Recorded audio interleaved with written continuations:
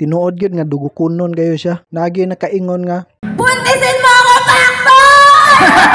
Team Evo All-Star, unlimited sticker ang gipanghatag, mao gadayak ang tanan. Excited na kayo ko ani, let's go panay! Dire na daay ko naabtag kahayag sa bugasong antike, kay gibati naman kog kagutom mo na mainit usa ko. Relax ka dali, usa pa ko ni paday. Pag abot na ko sa Rojas Capiz ni pahuway gyud ko gamay. Ngod sa kainit nga akong gibati og katanglay sa akong sampot.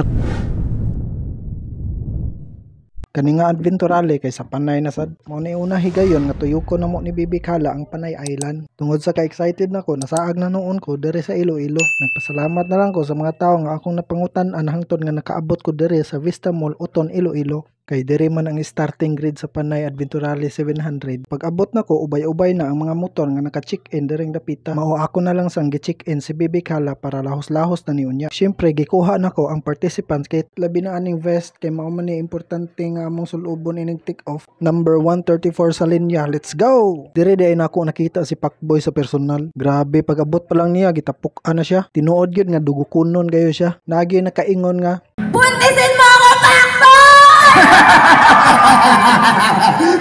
Ayun nga, sobrang nagulat ako kasi hindi ko na-expect na ganito kainit yung pagtanggap ng sobrang init. sa pila ka oras nga pinaabotay, naabot na gyud ang gipaabot sa tanan. Ang Team Evo All-Star, unlimited sticker ang gipanghatag, mao gadayak ang tanan.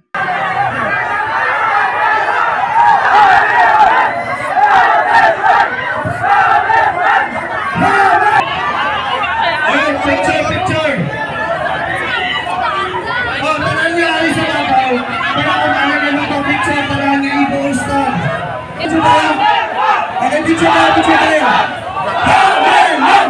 Hammerman! Hammerman! Hammerman!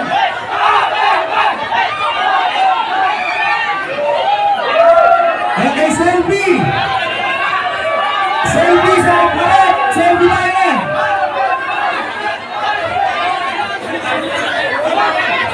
Kay hapit naman oras nga mo take off diri sa grid, sumauto nangandam nako. Bali alas 2 sa kadlawon day may mo take off ani. Unya gipatapok pa day may ani para magampo nga ta maka-finish ming tanan og walay disgrasya nga mahitabo. I'm 64 years old.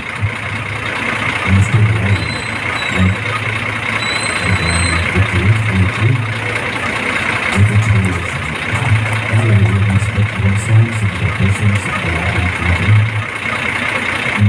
Unya mauna ni, pila ka segundo na lang mo take off na mi. Excited na kayo ko ani, let's go panay.